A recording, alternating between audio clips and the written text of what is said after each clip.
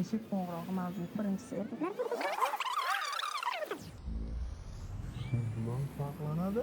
hozirgi mehmonlarimizning ham qiziqtiradigan jihati mana shu taqdim etilishi.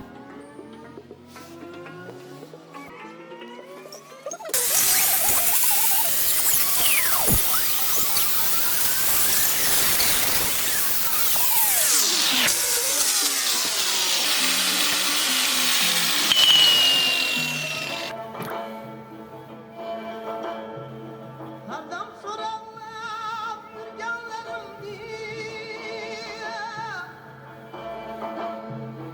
Hardam so'rab yurganlarimni